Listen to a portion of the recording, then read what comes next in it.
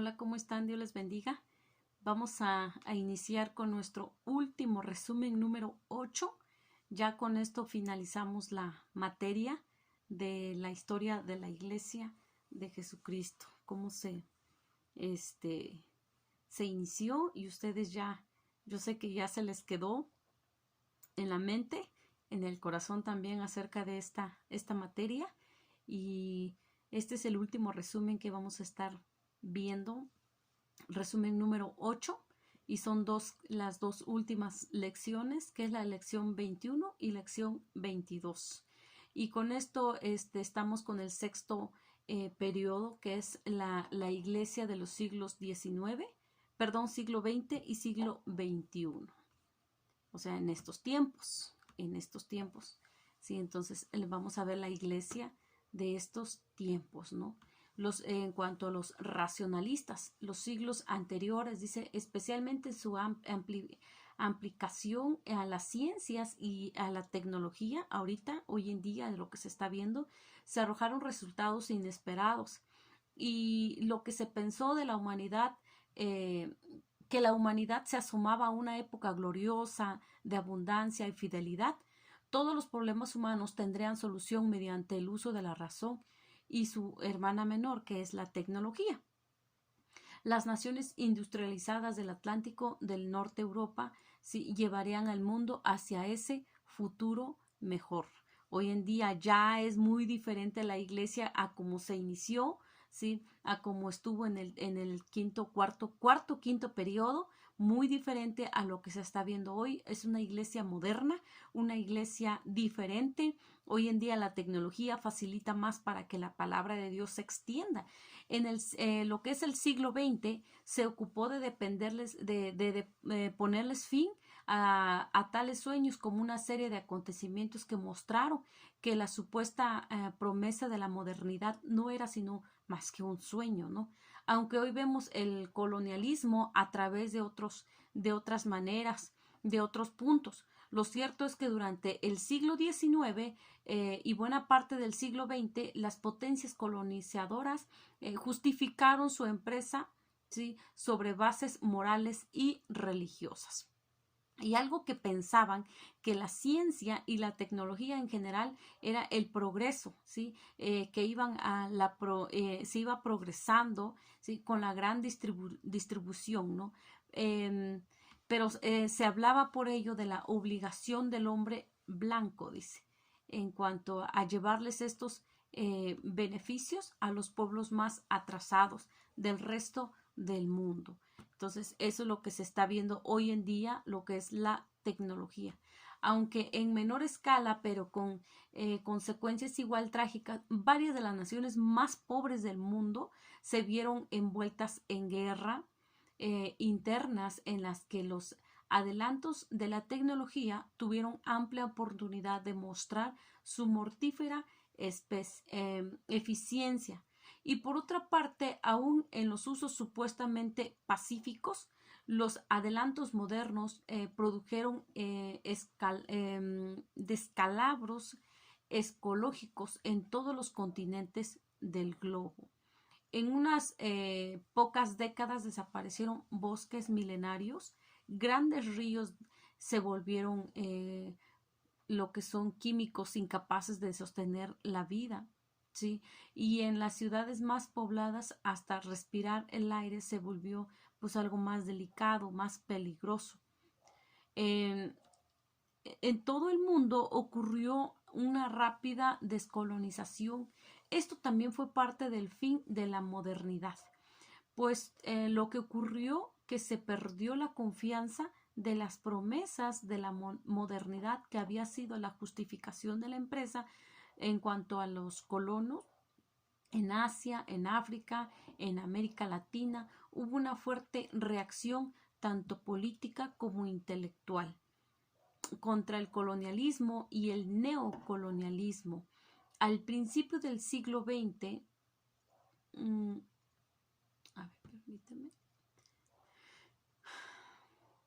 prácticamente todo el continente africano se encontraba bajo regímenes coloniales hacia fines del siglo de este mismo siglo. ¿sí? Hablando del siglo XX. También lo que se va a ver es el de desmembramiento del Imperio Otomano en los siglos XIX y siglo XX.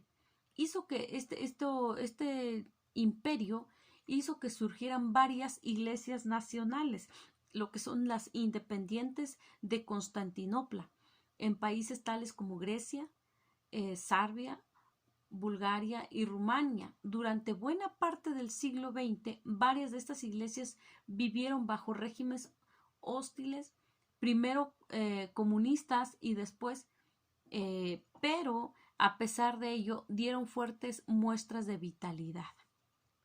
Ahora, la iglesia rusa y en las otras iglesias orientales en diversos países de la Unión Soviética fueron objeto de fuertes presiones gubernamentales. Muchos pensaron que a la postre desapareciera, pero lo cierto es que perduraron hasta la caída del régimen comunista. Estamos hablando acerca de la iglesia moderna, la iglesia de hoy en día. El catolicismo romano continuó su lucha contra ciertos aspectos de la modernidad a través de lo que es de toda la primera mitad del siglo. Fue a partir del 1958, con el advenimiento al trono papal, que de esa iglesia comenzó a abrirse al mundo moderno. Pero ya para entonces el mundo a que la iglesia se abrió se movía rápidamente hacia la posmodernidad. Y la teología siguió al Segundo Concilio Vaticano y se volvió cada vez más crítica lo que es la modernidad. En cuanto a los papas, tuvieron lo que es la primera mitad del siglo, continuaron lo que son las políticas, sus predecesores. Para ellos lo importante era defender la iglesia y sus prerrogativas a todo costo. ¿Sí? Por esa razón, varios de ellos mostraron lo que es la simpatía hacia el fascismo, ¿sí? Y ninguno adoptó posturas heroicas ante los retos y las tragedias que se desataron sobre el mundo durante la primera mitad del siglo XX. Varios de los principales portavoces de actitudes teológicas más abiertas fueron silenciados por el Vaticano. Como ustedes saben, en cuanto a la Iglesia romana, la Iglesia católica, el control de todo este movimiento lo tiene el Vaticano, ¿sí? Entonces, lo que estamos viendo nosotros es la iglesia moderna, la iglesia de hoy en día. El optimismo de los teólogos protestantes liberales en Europa se vio sacudido por dos guerras mundiales. Lo mismo sucedió en Estados Unidos, aunque en menor grado y más lentamente en cierto modo. La rebelión de Karl Barth contra el liberalismo, que fue un primer anuncio de la necesidad de una teología posmoderna en los Estados Unidos. Las luchas por los derechos civiles y los conflictos y crisis sociales de fin de siglo jugaron un papel muy parecido, ¿sí? También vamos a ver lo que es, pues ahora sí que continuamos, ¿no? La iglesia de los del siglo XX y siglo XXI. En este siglo, la Iglesia enfrentó graves problemas en tanto el campo social como eclesial. La guerra en las dos mayores, así como en conflictos menores, confrontó a la Iglesia con la mitad que debía tener hacia ella. Lo que es en la Primera Guerra Mundial, la tendencia de la Iglesia fue considerar el conflicto como una guerra santa para Dios y para la nación. ¿Se imagina? Algo impresionante. Al principio, el fundamentalismo fue negativo en su reacción contra el liberalismo, que defendió la evolución y la crítica bíblica. Esto se puso en evidencia en el enjuiciamiento de Scopes en 1925. El orden social bíblico, así como la proclamación del Evangelio, captaron la atención de la revista Christianity Today el evangelista Bill Graham. Ustedes han escuchado las predicaciones de Bill Graham y la Asociación Nacional de Evangélicos. La guerra y la depresión hicieron escamentar a muchos, ¿sí? Y liberarlos, ¿sí? Que abrazaron la neortodoxia, según la proclamaban, ¿no? En cuanto a al orden social bíblico.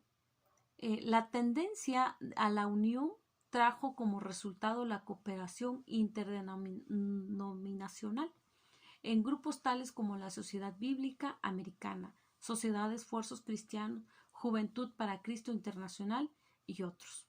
Ese es se unieron, ¿sí? Y esto trajo el resultado. La unión de grupos similares trajo como resultado, por ejemplo, la Iglesia Metodista.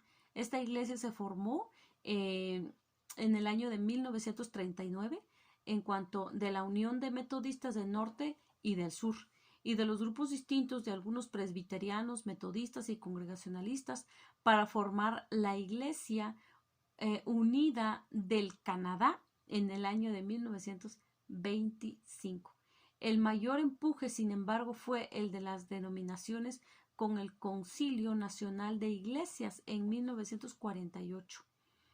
Y eso son lo que nosotros vamos a ver en este último resumen, las iglesias modernas, las iglesias de este año, y se habla más acerca de la tecnología, acerca de las iglesias que se unieron y que ya es muy diferente, ¿no? La forma de pensar, la forma de vivir, de trabajar hoy en día, ya no como en los primeros días, como en los cuando Jesucristo andaba aquí en la tierra, era muy diferente, los tiempos han estado cambiando. Ahora imagínense cómo será la iglesia en unos 30, 40 años, si es que Cristo no viene, ¿no? Pero si Cristo viene, entonces se le da fin a su historia, el inicio de la iglesia de Jesucristo. Entonces, pues gracias hermanos, yo sé que ustedes están aprendiendo, estamos aprendiendo para tener más conocimiento acerca de esta materia. Hasta aquí nosotros terminamos con este resumen número 8 y cualquier duda que tengan al respecto, pues estamos para servirle. Muchas gracias, que Dios les bendiga.